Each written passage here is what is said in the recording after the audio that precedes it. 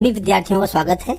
आज हम कक्षा 8 गणित के अध्याय 1 परिमेय संख्याएं की पहली प्रश्नावली 1.1 करेंगे। इस प्रश्नावली में केवल 2 प्रश्न हैं। पहला प्रश्न ये है और दूसरा प्रश्न ये है। देखो, इन दोनों प्रश्नों के अलावा बाकी जो प्रश्न हैं वो अब कोर्स में नहीं है, वो कट चुके हैं।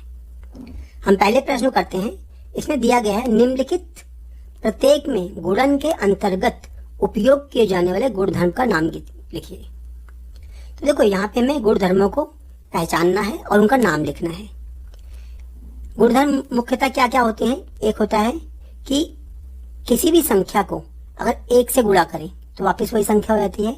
इसे बोलते हैं तत्समक, गुणात्मक तत्समक।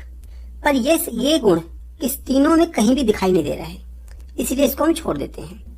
अगला देखते हैं, अगर हम a को b से गुणा करें तो वो बराबर होता है b गुणा a। तो देखो, ये है क्रम विनिमय या क्रम विनिमयता।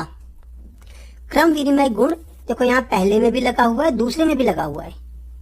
क्रम विनिमय देखो इस तरह देखते हैं, a गुणा b बराबर b गुणा a। देखो पहले वाले प्रश्न में यहाँ पे क्या है? क्रम विनिमय, क्रम विनिमय या क्रम विनिमयता, हम कुछ भी लिख सकते हैं। तो पहला वाला और दूसरा वाला, इन दोनों में कौन सा गुणधर्म प्रयोग किया गया है? क्रम विनिमयता। अब तीसरे के लिए आते हैं। तीसरे प्रश्न में देखो, अगर हम किसी संख्या को, पहले एक उदाहरण देखते हैं। अगर 2 है, अगर 2 को हमें 1 लाना है तो देखो क्या करेंगे? 1/2 से गुणा करेंगे, उत्तर 1 आ गया है। या मान लो 5 है, उसे 1 लाना है तो 1/5 करेंगे तो उत्तर 1 आ जाएगा। इस संख्या को बोलते हैं प्रतिलोम। 2 का प्रतिलोम 1/2 है और इस गुणधर्म को बोलते हैं प्रतिलोम गुणधर्म।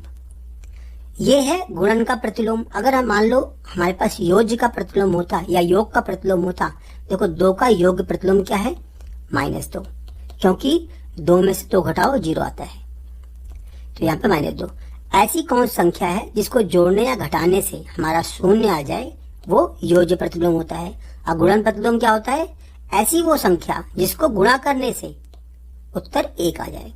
देखो अंतिम भाग में, इसके तीसरे भाग में यहाँ पे -19/29 और यहाँ 29/-19। इसका ही उल्टा यहाँ दिया हुआ है और दोनों को गुणा करके 1 आ रहा है।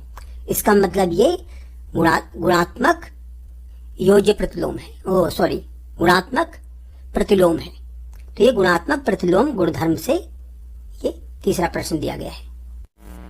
प्रश्न संख्या 2, बताइए कौन से गुणधर्म की सहायता से आप 1/3 गुणा में 6 गुणा 4/3 को 1/3 गुणा 6 गुणा 4/3 के रूप में अभिव्यक्त कर सकते हैं।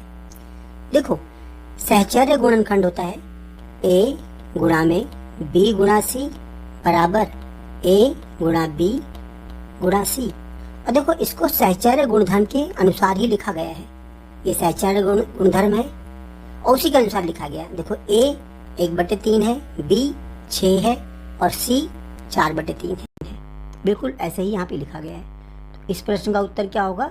सहचर्य गुणधर्म, गुणन के सहचर्य गुणधर्म के अनुसार इसे अभिव्यक्त कर सकते हैं।